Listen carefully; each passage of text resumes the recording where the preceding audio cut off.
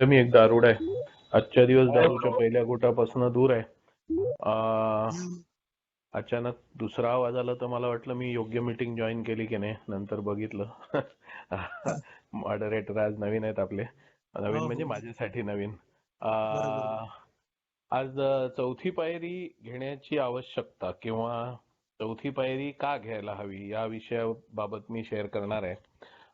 मी जेव्हा अल्कोहोलिक्स अनॉनिमसच्या पायऱ्या बघायला सुरुवात केल्या म्हणजे मला कार्यक्रम समजायच्या आधी किंवा कार्यक्रम मी घ्यायच्या आधी वाचन सुरू केलं होतं. त्यामुळे बिग बुक 12x12 ह्याच्यामध्ये मी स्टेप्स वाचत होतो.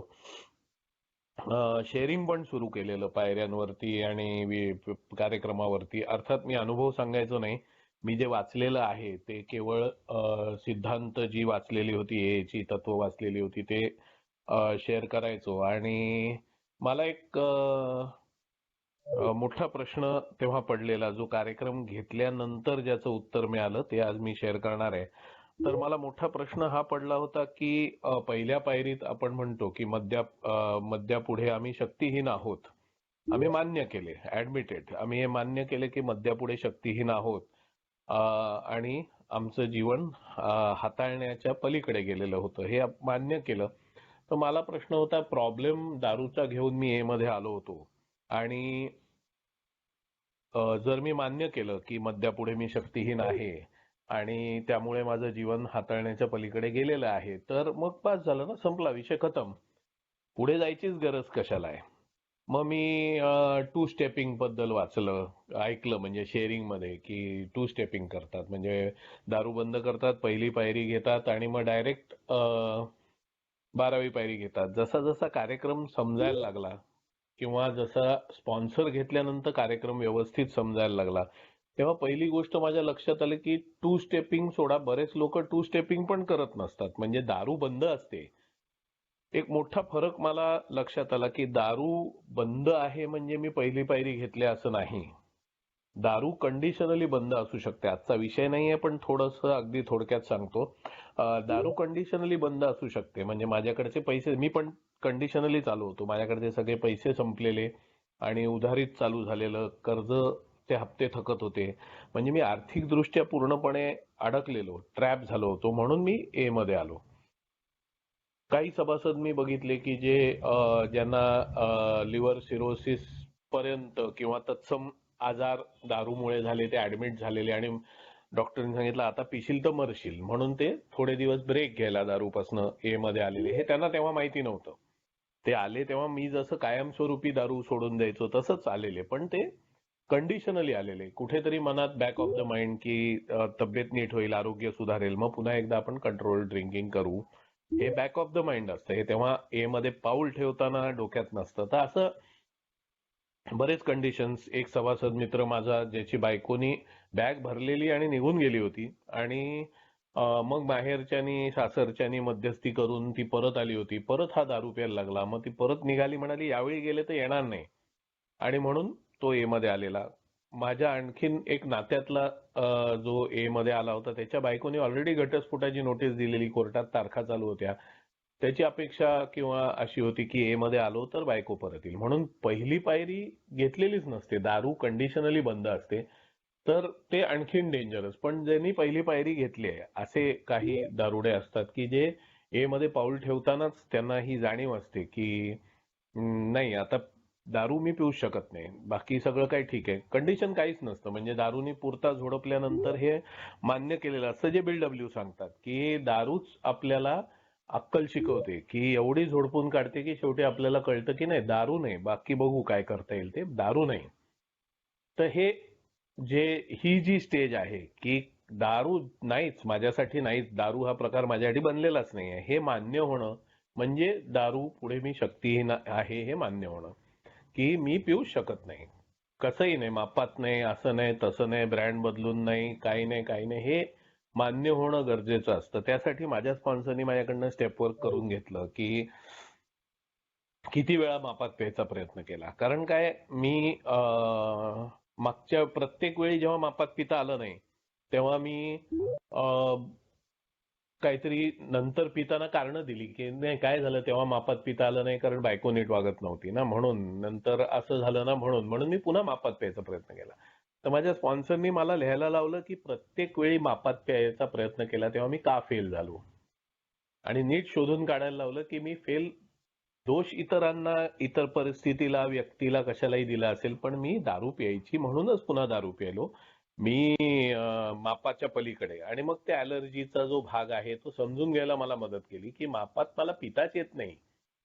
मी समाधानी नसतोच, मला अजून अजून अशी तहान लागल्यावर की प्यायची असते, पण मी कुठेतरी ठरवलेलं असतं तर ती जिद्द टिकत नाही कारण ॲलर्जी. मग तो भाग मला कळला. त्यानंतर मी बंद करून टाकायचा, सोडून द्यायचा प्रयत्न केला. मग परत का प्यायलो, बंद झालेली दारू परत सुरू होते असं आपण म्हणतो. मग परत का प्यायलो, तर परत प्यायलो कारण सरळ होतं की मी दारूच्या अधीन झालेलो, अवलंबित्व माझं दारूवर झालेलं. तर ते अवलंबित्व माझ्या स्पॉन्सरनी शोधून काढायला लावलं मला की अवलंबित्व म्हणजे काय. पहिल्या घोटावरती ॲलर्जीमुळे मी पित राहतो ठीक आहे, पण मग मी प्यायलाच गेलो नाही तर किती इझी होऊन जाईल. पण मग मी पहिला घोट घ्यायला का जातो पुन्हा पुन्हा पुन्हा एवढे फटके खाल्ल्यानंतर. तर असे अनेक अनुभव लिहून काढायला लावले की मी जेव्हा जेव्हा दारू सोडून दिलेली आयुष्यासाठी आणि पुन्हा प्यायलो, तर मग का प्यायलो, तर ते शोधून काढायला लावलं. कारण मी दारूवर अवलंबून आहे. तर दारूवर अवलंबून आहे हे कळलं, आणि मग माझं आयुष्य आता हे जे आहे चौथी पायरी का घ्यायला पाहिजे त्याचं उत्तर खरं पहिल्या पायरीच्या दुसऱ्या अर्ध्या भागात मिळतं.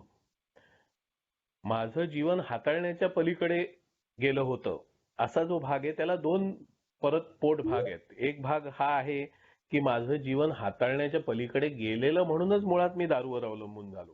मग ते भावनिक अस्ताव्यस्तता माझी जी आहे ती नातेसंबंधांमुळे असेल. ती नातेसंबंध कशाशी, घरच्यांशी, समाजाशी, विचारांशी, संकल्पनांशी, माझ्या कामाच्या ठिकाणी असलेल्या माझे प्रॉब्लेम्स, मला प्रमोशन मिळत नाही पासून काही, की मला कामच जमत नाही किंवा काहीही, प्रेमभंग. आता प्रेमभंग निर्व्यसनी लोकांचा पण होतो, पण ते दारू वाटेल तशी पितात, थोड्या दिवसांनी बंद होते.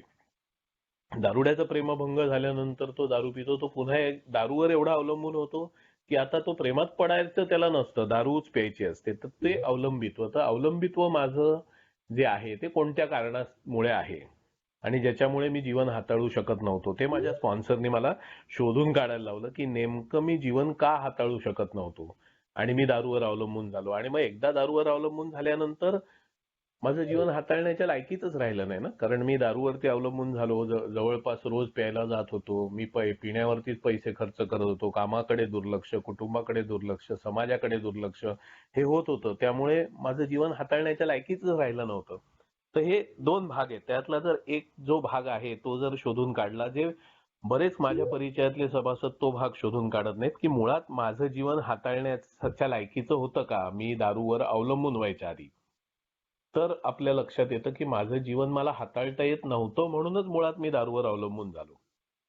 तर ते अवलंबित्व शोधून काढायला पाहिजे. आणि मग ते कसं शोधून काढायचं हे महत्वाचा भाग आहे. कारण दारू बंद झाली ठीक आहे, त्याच्यानंतर ज्या गोष्टीमुळे मी दारूवर अवलंबून झालो ते जीवनात माझ्या चालूच राहिलं. उदाहरणार्थ माझं जीवनाबद्दल मी बराच प्रचंड तीव्र प्रमाणामध्ये मी नातेसंबंधांवरती अवलंबून होतो. म्हणजे मला सगळ्यांनी समजून घ्यावं, माझी सगळ्यांनी काळजी घ्यावी, आणि कोणीच माझी काळजी करत नाही, कोणीच माझ्यावरती प्रेम करत नाही, कोणीही माझ्याकडे नीट लक्ष देत नाही, हा विचार दिवसेंदिवस लहानपणापासून माझ्या मनात पक्का पक्का होत गेलेला. आई, वडील, भाऊ, बहीण, मित्र, मला मित्रच नव्हते. त्याचं कारणच ते होतं की मित्र मित्र माझ्याशी मैत्री करेल की नाही ह्याचाच मला भरोसा नव्हता. मग प्रेयसी, प्रेयसी माझी बायको झाली, ती बायको, कोणीच माझ्यासाठी नाही. हे माझं जे भावनिक असुरक्षितता एवढी प्रचंड होती माझी की दारूच्या नशेत मी गेलो की मला ती असुरक्षितता वाटायची नाही, म्हणून मला तिथे सुरक्षित वाटायचं. त्या नशेच्या अवस्थेत मला सुरक्षित वाटायचं,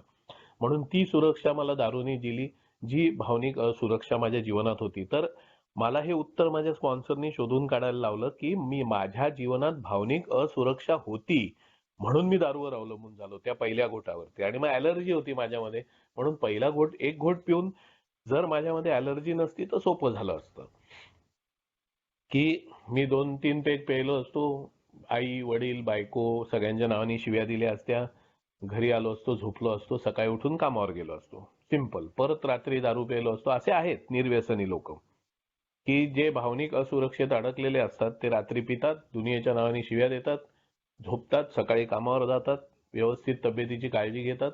आणि अगदी माझ्या ओळखीत एक जण आत्ता गेला नात्यातला माझ्या 75-76व्या वर्षी. कारण तो रोज प्यायचा म्हणून गेला 76व्या वर्षी, नाही तर 90 पर्यंत गेला असता. पण 76 वर्ष जगला कारण तो फक्त रात्री प्यायचा आणि फक्त तेवढीच एक क्वार्टर प्यायचा देशीची आणि सगळ्या दुनियेला शिव्या द्यायचा. आणि सकाळी मात्र कामावर इमानदारीत जायचा, सगळं कुटुंब सांभाळलं, सगळं केलं, पेन्शन फंड सगळं सगळं सगळं केलं. मला ते झेपत नव्हतं कारण माझ्यात ॲलर्जी होती. पण मग ॲलर्जी टाळायसाठी मला तो पहिला घोट न पिणं गरजेचं होतं आणि तो पहिला घोटाकडे मला माझी भावनिक असुरक्षा नेत होती.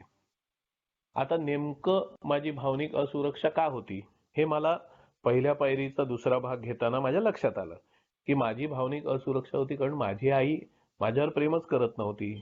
मी कायम माझ्या आईला म्हणायचो की तुला 3 मुलं आहेत, मोठा भाऊ, मोठी बहीण, मग मी. तर तुला मुलगा, हम दो हमारे दो, मुलगा होता मुलगी होती, तर मी काय साईड प्रोडक्ट बाय प्रोडक्ट आहे का, मी अनवॉन्टेड आहे का? आणि त्याच्यात माझ्या आईनीच एकदा मला सांगितलेलं की तू होतास पोटात तेव्हा आम्ही अबॉर्शन करणार होते, पण वडिलांनी सांगितलं कशाला एक जीव मारायचा, आपण सांभाळू, काही टेन्शन नाही. तर हे तिने सांगितल्याचं मोठं चूक केली कारण मी तेच घेऊन बसलो की बघा तुम्हाला मला मारायचंच होतं म्हणजे मी अनवॉन्टेड आहे. आणि माझ्या मनातली भावनिक असुरक्षा अजून पक्की झाली. असुरक्षितपणा जो माझा भावनिक होता तो अजून पक्का झाला की ह्यांना मला मारायचंच होतं. वडील माझे कायम बिझी होते कारण ते डबल हे करायचे, ते सरकारी नोकर पण होते, नोकरी करायचे आणि त्यांचा इतर व्यवसाय पण होता, तो व्यवसाय पण करायचे. म्हणून दोन्ही गोष्टी ते करत असल्यामुळे त्यांना घरात वेळच द्यायला नव्हता. त्यामुळे वडील असून म्हणजे मला वडील होते अगदी आत्ता ते गेल्याच वर्षी गेले 82व्या वर्षी, ईश्वर त्यांच्या आत्म्यास शांती देव. पण असून नसल्यासारखे कारण ते इतके बिझी असायचे की माझ्या जीवनात नव्हतेच ते. त्यामुळे वडील नाहीत. मग मला जे वडिलांशी बोलण्यासारख्या गोष्टी आहेत त्या मी कोणाशी बोलणार असं मला कायम वाटायचं. मोठा भाऊ आणि मी आमचं एवढं घनिष्ठ संबंध होते की तो मला तुडवायचा आणि तेवढेच आमचे संबंध होते. बाकी मी मोठा भाऊ म्हणून त्याशी बोलायला किंवा त्याचा सल्ला घ्यायला किंवा त्याची मदत घ्यायला कधीच गेलो नाही. एकच काम की मी खोड्या काढायचो, नंतर नंतर मी खोड्या काढायला लागलो. आधी तो त्याच्या मनासारखं नाही वागलं तर तुडवायचा. त्याच्यामुळे माझे संबंध खराब होते या लोकांमुळे. मग नंतर मी म्हटल्याप्रमाणे प्रेयसी आली जीवनात, मग मी पूर्णपणे तिच्यावर अवलंबून झालो. पण दुर्दैवाने मी अतिशय भावनिक, अतिशय पराकोटीचा आणि अतिशय भावनिक दृष्ट्या कमकुवत. आणि माझी प्रेयसी जी नंतर माझी बायको झाली ती अतिशय प्रॅक्टिकल, तर्कसंगत वागणार, कायम जगाला सांभाळून वागणार. समाज काय म्हणतो, सामाजिक नियम काय म्हणतात, सामाजिक तत्व काय म्हणतात. आणि मी आता ते डायलॉग मला कुठेतरी ऐकायला मिळाला म्हणून माझ्या स्वभावाचा भाग मी म्हणतो. पण तो स्वभाव माझा पहिल्यापासून होता की मी आता म्हणतो की मला तो सबसे बडा रोग नाहीये, सबसे बडा रोग क्या कहेंगे लोग, तो माझ्यात नाहीये. ते आत्ता आत्ता ऐकलं मी कधीतरी काही वर्षांपूर्वी. पण माझा प्रवृत्ती तशीच होती की मला जग काय म्हणतं, मला काय चल जग काय म्हणतं म्हणू देत, मला काय पाहिजे तसं करा, बाकी मी बघतो. माझ्यातला एक भाग होता जो मला कायम दिसायचा की या सगळ्यांसाठी माझी आई, माझे वडील, माझा भाऊ, माझी बहीण, माझे मित्र जे काही मोजके होते, माझी प्रेयसी जी बायको झाली, या सगळ्यांसाठी मी काहीही करायला तयार होतो. प्रचंड पराकोटीचा त्याग करायला मी तयार होतो. आणि मग मला कळायचं नाही की मी एवढं सगळं करायला तयार आहे, मी अतिरेकी स्तरावरती जाऊन यांच्यासाठी त्याग करायला तयार आहे, मग हे माझ्यासाठी काही सुद्धा का नाही करत आहेत. म्हणजे हे वाईट आहेत, हे नालायक आहेत, हे माझ्या आयुष्यात आलेले आहेत, माझं कम नशीब आहे, बॅड लक आहे, मी दुर्दैवी आहे. आणि हे सगळे विचार दारू प्यायले ना की वॉशआउट व्हायचे. आणि म्हणून मी कितीही मला लक्षात यायला लागलं, कारण माझा आणि अल्कोहोलिक्स अनॉनिमसचा परिचय 1997 पासून होता. मी त्याच्यानंतर 12 वर्षांनी अल्कोहोलिक्स अनॉनिमस मध्ये मदत घ्यायला स्वतःसाठी आलो पुन्हा. म्हणजे 12 वर्ष मला अल्कोहोलिक्स अनॉनिमस माहीत होती. मग मी का नाही आलो? कारण मी कितीही ठरवलं मापात प्यायचं, मला जमत नव्हतं.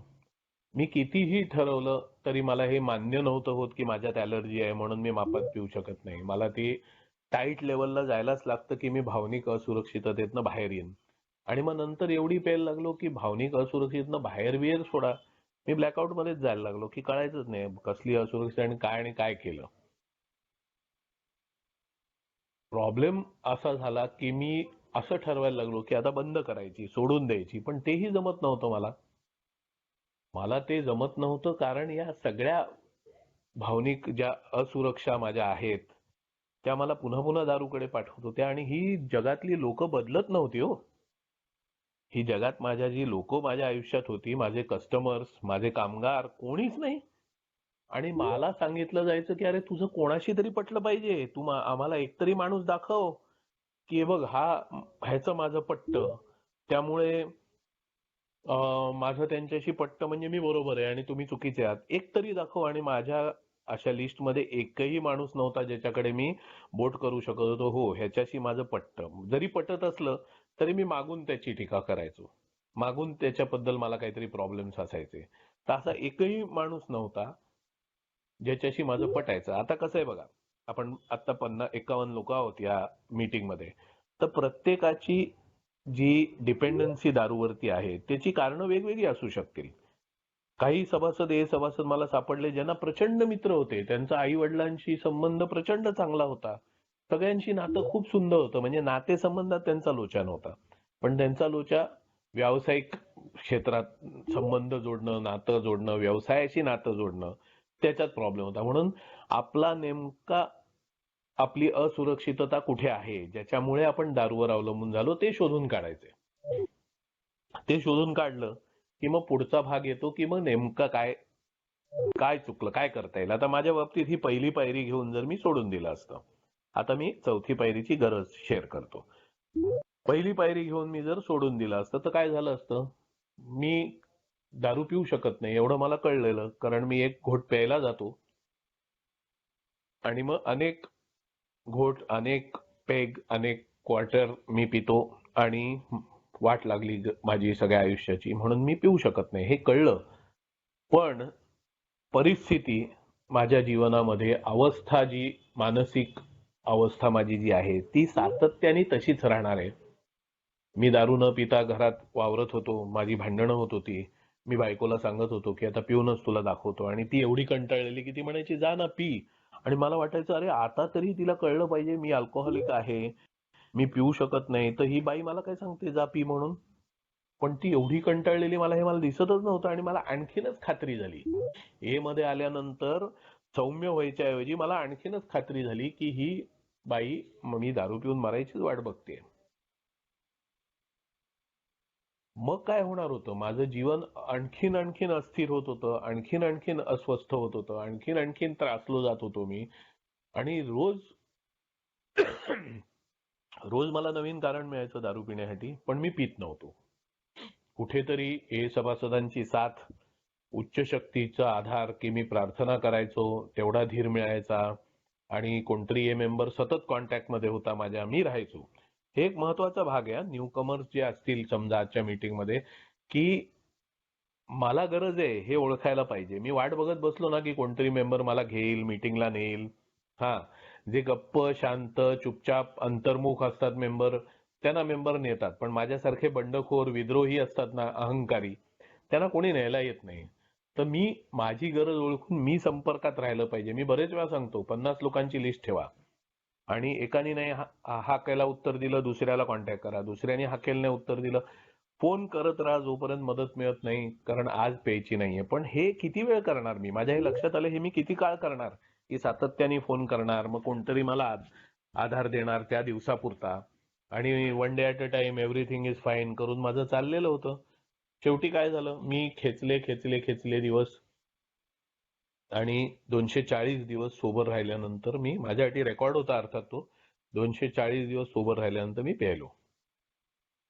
तर मला असं वाटलं की आपण मापात पिऊ शकतो, असं मला वाटलं म्हणून मी ट्राय करायला गेलो. येस, तेव्हाचा डोक्यात विचार तो होता. झालं काय होतं, तर माझ्या एका कस्टमरनी मला 1 लाखाच्या कामामध्ये फार सुंदर काम झालं असं कौतुक करून 5,000 रुपये कापले होते, आणि कारण त्यांनी दिलं नाही. तो म्हणाला माझ्या मते तू जास्त लावलेस. म्हटलं अरे मी काम घेतलं तेव्हा सांगायचं ना, तू काम घेतलं तेव्हा का नाही सांगितलंस. तर त्यांनी नाहीच केलं. मग मी बराच पैसे घ्यायला नाकारले. मग बायको म्हणाली तू सारखं चिडचिड करतोस, मी हँडल करते. आणि तिने सरळ कस्टमरला फोन करून सांगितलं ठीक आहे 5,000 कापून चेक द्या. मी बायकोला म्हटलं "अरे ते मी पण करू शकतो, तू काय मोठं केलं". मग तिच्यावर चिडलो, कस्टमरवर चिडलो आणि मी चेक घेऊन आलो आणि माझ्या कामगाराला दिला. म्हटलं बँकेत जाऊन डिपॉझिट कर आणि मी प्यायला गेलो. तर काय झालं पुन्हा, भावनिक असुरक्षा हे मूळ कारण होतं. मी मापात पिऊ शकतो आता आणि जर मापात प्यायलो तर पुन्हा मध्ये पाऊल ठेवायचं नाही. हा बारमध्ये पाऊल ठेवतानाचा माझा निर्णय होता. पण मूळ मला धक्का कोणी दिला, प्रमुख धक्का कोणाचा होता? शेवटची काडी उंटावरच्या पाठीची ती नाही मोजायची, पहिली काडी कुठे पडली तिथून सगळी सुरुवात झाली. तर पुन्हा एकदा भावनिक असुरक्षा की माझ्या बायकोनी इझिली हँडल केलं, मग मला का नाही जमलं, आणि ते हँडल केलं तेच चुकीचं होतं मुळात, हे माझ्या लक्षात आलं. आणि हे सगळ्यांनी मी अस्वस्थ होतो. पुन्हा एकदा मी काही महिने सोबर राहिलो पण अस्वस्थच होतो. आणि मग स्पॉन्सर केला, स्पॉन्सर घेतला, स्पॉन्सरशी बोलायला लागलो, स्पॉन्सरशी शेअर करायला लागलो. तेव्हा मी म्हटल्याप्रमाणे स्पॉन्सरनी माझी पहिली पायरी करून घेतली, दुसरी पायरी, तिसरी पायरी. माझा हा भ्रम होता. आता अल्कोहोलिक्स अनॉनिमस सांगत नाही की देवावर विश्वास ठेवा किंवा ठेवू नका, स्वातंत्र्य दिलंय. ठेवायचं तर ठेवा, नाही ठेवायचं तर ठेवा, नका ठेवू, पण उच्च शक्तीची संकल्पना करा. जर कुठच्याही धर्मानी व्याख्या केलेला देव तुम्हाला पटत नसेल तर. मला धर्मानी व्याख्या केलेला देव पटत होता. त्याच्यामुळे मी या भ्रमात होतो की माझा देवावर विश्वास आहे. पण स्पॉन्सर बरोबर दुसरी पायरी, तिसरी पायरी केल्यानंतर माझ्या लक्षात आलं की माझी इच्छा आहे त्या देवावर विश्वास ठेवायची, पण माझा विश्वास नाही. माझा मूर्ती पूजेवर विश्वास नाही, माझा देवावर विश्वास नाही. माझा बरेच माझे काही मनात प्रश्न आहेत ज्याची उत्तरं नाहीत. त्यामुळे GBW ला पडलेली प्रश्न होते, त्याच्यातले काही प्रश्न मला होते, इतर प्रश्न होते. तर माझी इच्छा होती विश्वास ठेवायची, पण विश्वास नव्हता. हा मोठा भाग माझ्या जीवनातला मला स्पॉन्सरनी उघड करून दिला. म्हटलं ठीक आहे ना, मग मी आता विश्वास ठेवीन आणि सगळं काही इच्छा आणि जीवन सांगितल्याप्रमाणे माझ्या उच्च शक्तीच्या स्वाधीन करीन. झालं, संपलं. स्पॉन्सर म्हणाला हो, पण ते तेव्हा जमेल जेव्हा तू थोडासा भावनिक दृष्ट्या सुरक्षित होशील, किंवा किमान तुझी असुरक्षितपणा कशामुळे आहे हे शोधशील. आणि तिथे मला पहिल्यांदा माझ्या प्रश्नाचं उत्तर मिळालं की चौथी पायरी घ्यायला कशाला पाहिजे. हे आयडेंटिफाय झालं की मी दारुडा आहे. हे आयडेंटिफाय झालं की मी एकटा करू शकत नाही, मला श्रेष्ठ अशा शक्तीची मदत पाहिजे. पण ती मदत घ्यायला ती भावनिक असुरक्षितता ज्यामुळे मी तो विश्वास ठेवू शकत नव्हतो, माझी श्रद्धा डळमळीत व्हायची, त्याचं कारणही तेच होतं की मी भावनिक दृष्ट्या असुरक्षित होतो. की माझी उच्च शक्ती मला मदत करेल का, आहे तरी का उच्च शक्ती, मदत तरी करेल का, दोन्ही प्रश्न. तर या भावनिक दृष्ट्या जी माझी असुरक्षितता आहे त्याचं कुठेतरी मूळ शोधल्याशिवाय, की नेमकं काय आहे मूळ हे शोधल्याशिवाय, मला दुसरी तिसरी पायरी दिसली, कळली तरी घेणं, मी जरी यांत्रिकदृष्ट्या घेतली तरी ऍक्च्युअली घेणं मला जमणार नव्हतं. म्हणून मग दुसरी पायरी, तिसरी पायरी हे वैचारिक आहेत बघा. दुसरी आणि तिसरी पायरी वैचारिक आहेत. मला लक्षात आलं की एक श्रेष्ठ अशी शक्ती मला याच्यातनं बाहेर काढेल. मी मनाशी निर्णय केला की अशा उच्च शक्तीवरती माझी इच्छा आणि जीवन स्वाधीन करायचे उच्च शक्तीच्या. पण ते कधी झेपणार होतं मला, हे सगळं शोधून काढल्यानंतर माझ्या लक्षात आलं की माझ्या भावनिक असुरक्षिततेचं मूळ मला शोधून काढायला पाहिजे, तेव्हा हे सगळं होईल. मग ते कसं केलं तर सिंपल. स्पॉन्सरनी मला सांगितलं अगदी सोपं आहे, अगदी सरळ आहे. नातेसंबंध तुझे बिघडलेले आहेत तर कोणाकोणाशी नातेसंबंध तुझे बिघडलेले आहेत त्याची यादी बनवायची. तेच तर चौथ्या पायरीत सांगितलंय. चौथ्या पायरी म्हणजे काय आहे तर तुझ्या नातेसंबंधांचा आढावा, की नेमकं तुझं जीवन कुठे चुकीचं गेलं, नेमकं तुझं जीवन आडवळणाला कुठे गेलं. तर माझं तर लहानपणापासून गेलं होतं. त्यामुळे मला लहानपणापासून आढावा घ्यायला लागला. आई, वडील, भाऊ, बहीण, माझे लहानपणीपासूनचे मित्र, काही संकल्पना, काही विचार, काही तत्वज्ञान जी मला पटत नव्हते ते सगळ्यांशी असलेले माझे संबंध, प्रेयसी, बायको म्हणजे तीच, दोघी तीच.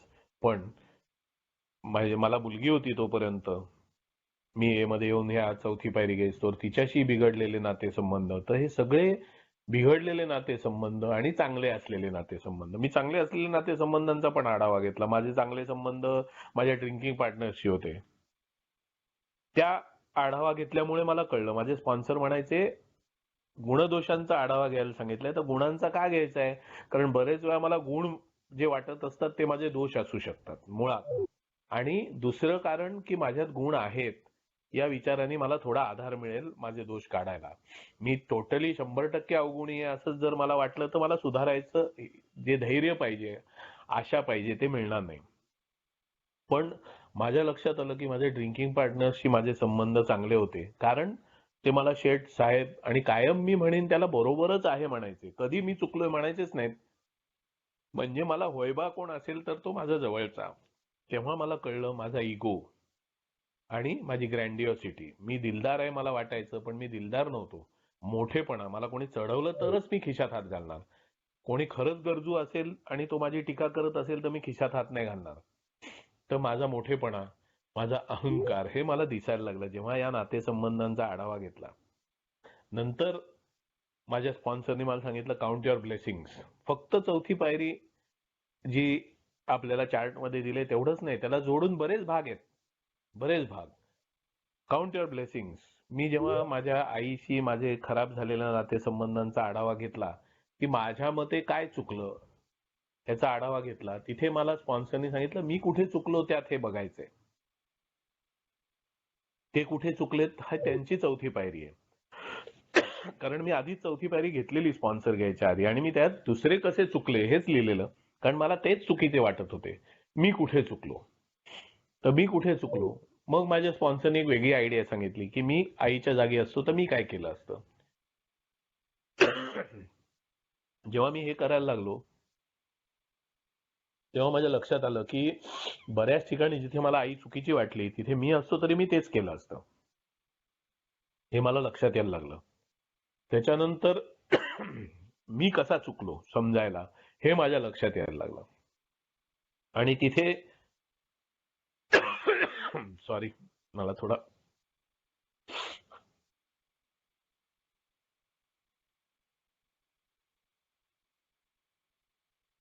सॉरी. तर तिथे माझ्यामध्ये एक्झॅक्ट माझ्या ज्या भावनिक असुरक्षिततेचं मूळ आहे. एक मिनिट हा, कोण आहे?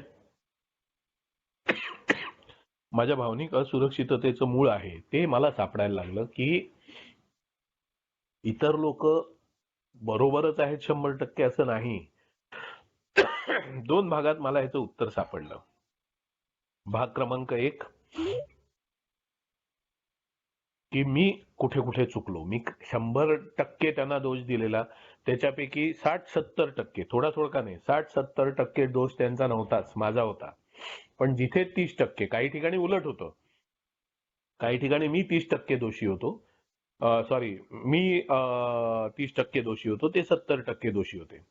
तर असं जिथे जिथे होतं ना तिथे मला लक्षात आलं तरी 100% दोष माझ्याकडे जात होता. कारण ते जिथे 70% दोषी होते ना तिथे मला त्यांना हँडल कसं करायचं, निर्व्यसनी लोक अशा वेळी हँडल कसं करतात ते मला जमत नव्हतं. त्यामुळे मला हे लक्षात आलं की जिथे लोक चुकीचे आहेत तिथे मी परिस्थिती कशी हाताळायला पाहिजे आणि जिथे मी चुकीचा आहे तिथे मी काय करायला पाहिजे. या दोन भागात मला चौथी पायरी घेतल्यानंतर उत्तर मिळालं. तर हे जर मी केलं नसतं ना कधी, मला सॉरी थोडा त्रास होतोय, मला सर्दी खोकला झालेला बरा झाला. शेअरिंग कंटिन्युअस केल्यामुळे कदाचित घशाला कोरड पडली असावी. तर हे जर मी केलं नसतं, म्हणून जरा शेअरिंग आवर्त घेतो, बराच ह्याचा विस्तृतपणे सांगायची गरज आहे पण मला सारखी डास लागते. तर हे जर मी केलं नसतं तर काय झालं असतं, मी आयुष्यभर त्यांनाच दोष देत राहिलो असतो.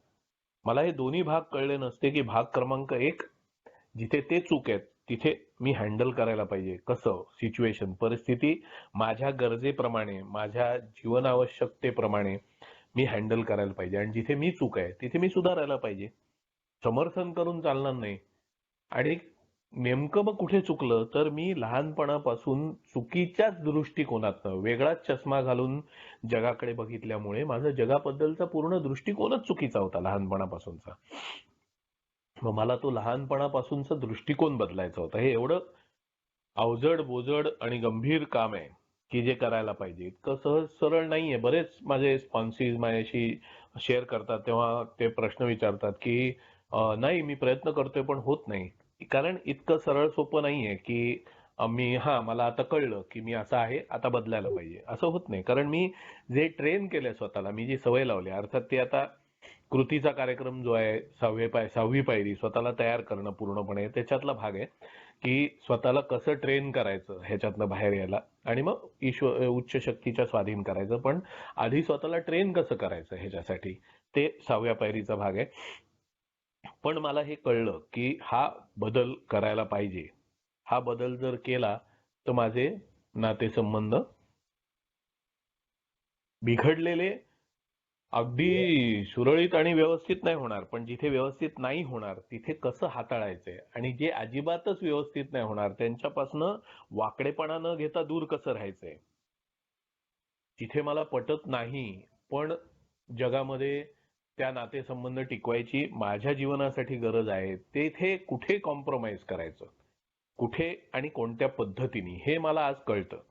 नाहीतर मी आज सगळ्यांची तोडून टाकलेलं आहे. ह्याच्यापूर्वी मी 4थी पायरीच्या पुढचा भाग म्हणजे 4थी, 5वी, 6वी, 8वी, 9वी पर्यंत पायऱ्या घेईस्तोवर मी काय करायचो, नाही पटत ना तोडून टाकायचो. शिवीगाळ, आरडाओरडा किंवा अपमान करून तोडून टाकायचो. आज मी तोडत नाही. आज मी लांब राहतो, 2 पावलं मागे राहतो. जर त्या व्यक्तीची मला माझं जीवन जगण्यासाठी फार निकडीची गरज नसेल तर मी त्याच्यापासून लांब राहतो, तोडून नाही टाकत. कारण एक गोष्ट मला कालांतराने लक्षात आलं, लांब राहिल्यानंतर मला काही काळ गेला, 2-3 वर्ष, आणि त्या व्यक्तीची परत गरज लागली आणि ती मदत मी घेऊ शकलो कारण मी त्याशी तोडून टाकलेलं नव्हतं.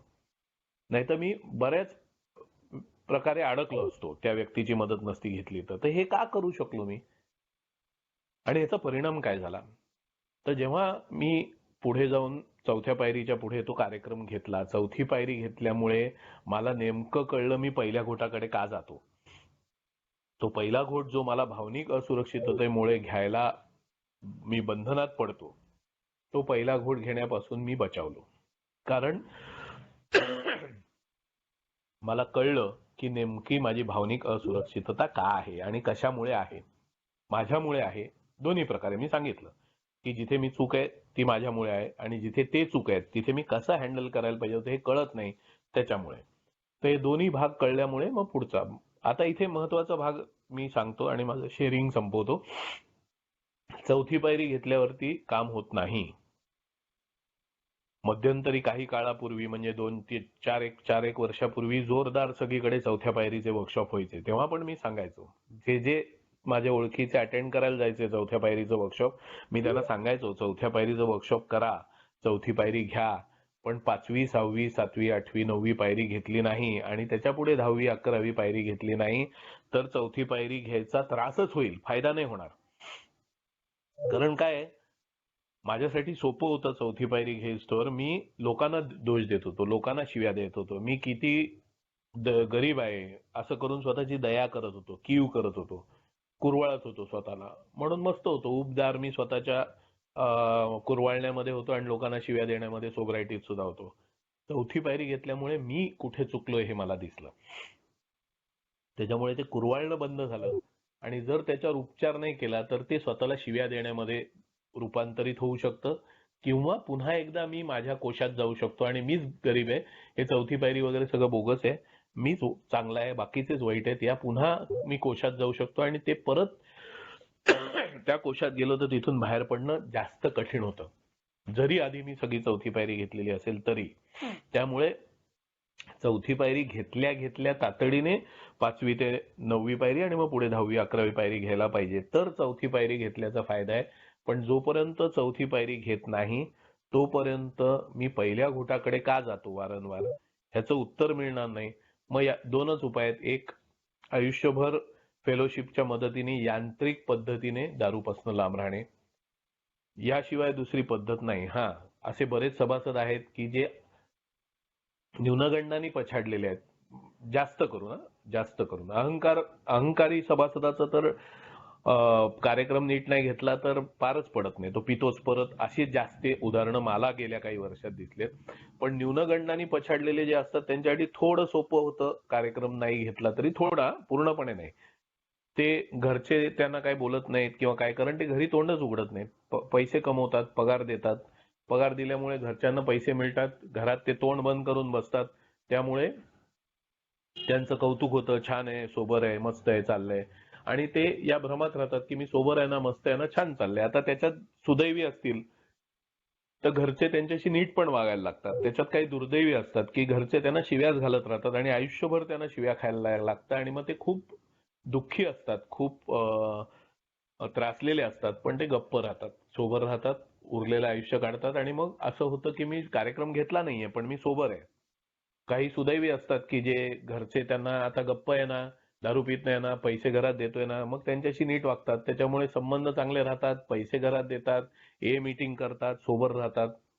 पण खरा आनंद काय आहे सोबरायटीचा, खरा आनंद काय आहे सोबरायटीचा हे जर ओळखायचं असेल तर मी पहिल्या घोटाकडे का जातो, कायम पहिल्या घोटाकडे का ओढला जातो हे शोध घेणं फार महत्वाचं आहे.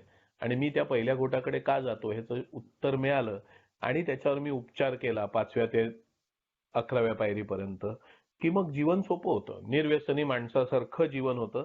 पण मी त्या धोक्यातनं मुक्त होत नाही. कारण का, मी माझा हा स्वभाव जो दोषी स्वभाव आहे तो वयाच्या ज्या दिवशीपासून मला माझे आई वडील चुकीचे आहेत असं वाटायला लागलं, मग मी ते वयाच्या 5व्या वर्षी असेल, 6व्या वर्षी असेल, 7व्या वर्षी असेल, तेव्हापासून वयाच्या 39व्या वर्षी नाहीच, 42व्या वर्षी जेव्हा मी स्पॉन्सर घेतला, एवढे वर्ष मी ते जवळपास 35-37 वर्ष तो दोषी स्वभाव घडवलाय.